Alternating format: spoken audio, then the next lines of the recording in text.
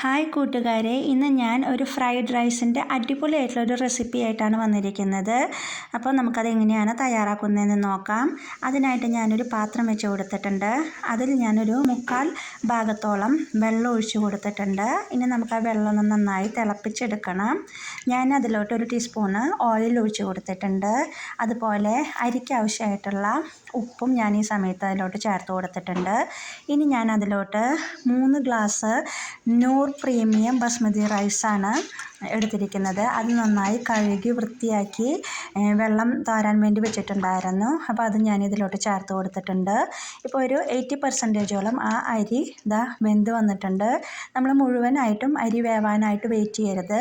അപ്പോൾ ഞാനതെല്ലാം ഊറ്റിയെടുത്തിട്ട് ഞാൻ ഫ്രിഡ്ജിൽ അത് തണുക്കാൻ വെച്ചിരിക്കുകയാണ്. അതിനുശേഷം വീണ്ടും ഞാനൊരു പാത്രം എടുത്തു. അതിലോട്ട് 1 ടീസ്പൂണോളം ഓയിൽ ഒഴിച്ച് കൊടുത്തിട്ടുണ്ട്. ഓയിലൊന്ന് നന്നായി ഒന്ന് പാത്രത്തിൽ എല്ലായിടത്തും ആകത്തക്ക രീതിയിലൊന്ന് ചുറ്റിച്ചു കൊടുക്കാം. അതിന് ശേഷം നമുക്ക് അതിലോട്ട് അടുത്ത ഇൻഗ്രീഡിയൻസ് ചേർത്ത് കൊടുക്കാം. ഇഞ്ചി, പച്ചമുളക്, വെളുത്തുള്ളിയാണ് ഞാൻ ആദ്യം ചേർത്ത് കൊടുക്കുന്നത്. ഞാൻ 2 പച്ചമുളകും 2 വെളുത്തുള്ളിയും അതുപോലെ ഒരു ചെറിയ പീസ് ഇഞ്ചിയാണ് കല്ലിൽ ചതച്ചെടുത്തതാണ് അത് ഞാൻ ഈ സമയത്ത് അതിലോട്ട് ചേർത്ത് കൊടുത്തിട്ടുണ്ട്. ഇനി നമുക്കത് നന്നായി ഒന്ന് വഴറ്റിയെടുക്കാം. അതിൻ്റെ ഒരു റോ ടേസ്റ്റൊക്കെ പോകുന്ന രീതിയിൽ അത്രയും സമയം നമ്മളതൊന്ന് വഴറ്റിയെടുക്കണം. അത് വഴറ്റി കൊടുത്തതിന് ശേഷം നമുക്ക് അടുത്ത ഇൻഗ്രീഡിയൻസ് ആയിട്ട് ഞാൻ ഇവിടെ ചേർത്ത് കൊടുക്കാൻ പോകുന്നത് എഗ്സാണ്. അപ്പോൾ 3 എഗ്സ് ഞാൻ എടുത്തിട്ടുണ്ട്. അപ്പോൾ അത് ഞാൻ ഈ സമയത്ത് ഇതിലോട്ട് പൊട്ടിച്ചൊഴിച്ച് കൊടുക്കുകയാണ്. ഇനി നമുക്ക് അത് നന്നായി ഒന്ന് സ്ക്രാമ്പിൾ ചെയ്തെടുക്കണം. സ്ക്രാമ്പിൾഡ് എഗ്ഗാണ് നമുക്ക് വേണ്ടത്.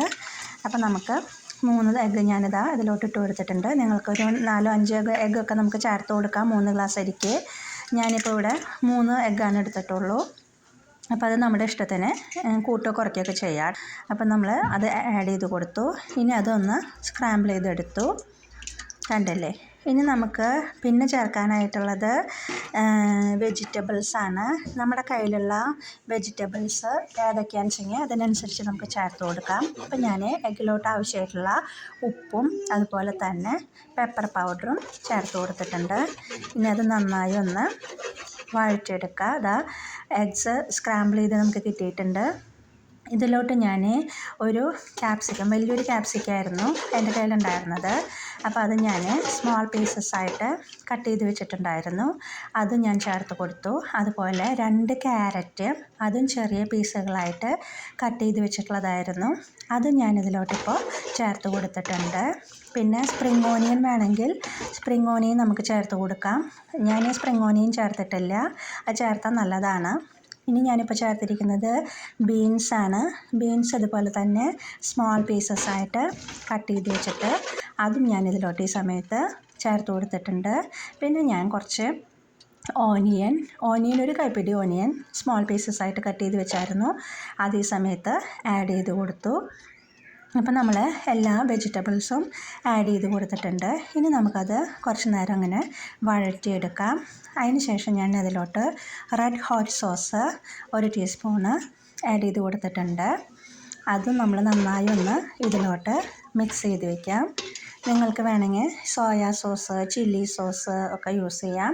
ഞാനത് യൂസ് ചെയ്തിട്ടില്ല. ഞാൻ അതിന് പകരമായിട്ട് ഇവിടെ റെഡ് ഹോട്ട് സോസാണ് യൂസ് ചെയ്തിരിക്കുന്നത്. അപ്പം അതും ആഡ് ചെയ്ത് കൊടുത്തു. ഇപ്പോൾ നമ്മുടെ വെജിറ്റബിൾസൊക്കെ ഒരുവിധം നന്നായി ഒന്ന് മൂത്ത് വന്നിട്ടുണ്ട്. നന്നായി നമ്മുടെ പച്ചക്കറികൾ വേവിച്ചെടുക്കേണ്ട ആവശ്യമൊന്നുമില്ല. കറികൾക്ക് തയ്യാറാക്കുന്ന പോലെ അതിൻ്റെ ഒരു റോ ടേസ്റ്റൊക്കെ ഒന്ന് മാറി ഒന്ന് കടിക്കാൻ കിട്ടത്തക്ക രീതിയിൽ നമ്മൾ വേവിച്ചെടുത്താൽ മതി. അപ്പം നമ്മൾ വെന്ത് കഴിഞ്ഞു. അതിലോട്ട് നമ്മൾ വേവിച്ച് ഫ്രിഡ്ജിൽ മാറ്റി വെച്ചിട്ടുണ്ടായിരുന്ന അരി ഫ്രിഡ്ജിൽ വെച്ചെടുക്കുമ്പോൾ അതെല്ലാം ഒന്ന് ഇങ്ങനെ വേറിട്ട് നമുക്ക് കിട്ടും. അരികളൊക്കെ ഒട്ടിപ്പിടിക്കില്ല. അത് ഞാൻ ഇതിലോട്ട് എല്ലാം കൂടി ഒരുമിച്ച് ചേർക്കേണ്ട ആവശ്യമില്ല. കുറേശ്ശെ നമ്മൾ ചേർത്തിട്ട് ഒന്ന് നമ്മുടെ വെജിറ്റബിൾസായിട്ട് മിക്സ് ചെയ്തെടുക്കുക. അപ്പം നമുക്ക് ഈസി ആയിട്ട് മിക്സിങ് നടക്കും. അപ്പോൾ എല്ലാ ഭാഗത്തോട്ടും എല്ലാം പ്രോപ്പറായിട്ട് മിക്സിങ് ആവും ചെയ്യും. അപ്പോൾ അതിന് വേണ്ടിയിട്ടാണ് ഞാൻ അങ്ങനെ മിക്സ് ചെയ്തെടുക്കുന്നത്. ഇപ്പോൾ അതാ എല്ലാ റൈസസും അതുപോലെ തന്നെ ഞാൻ വെജിറ്റബിൾസിൽ ആഡ് ചെയ്ത് കൊടുത്തു. എന്നിട്ട് അതിൻ്റെ മുകളിലോട്ട് ഞാൻ അവസാനമായിട്ട് കുറച്ച് മല്ലിയില ചേർത്ത് കൊടുത്തിട്ടുണ്ട്. ഞാൻ നേരത്തെ പറഞ്ഞ പോലെ നിങ്ങൾക്ക് സ്പ്രിംഗ് ഓനിയൻ വേണമെങ്കിൽ സ്പ്രിംഗ് ഓനിയനും ചേർക്കാം. ഇപ്പം നമ്മുടെ അടിപൊളിയായിട്ടുള്ള ഫ്രൈഡ് റൈസ് ഇവിടെ റെഡി ആയി കഴിഞ്ഞു. എല്ലാവരും ട്രൈ ചെയ്യണം കേട്ടോ.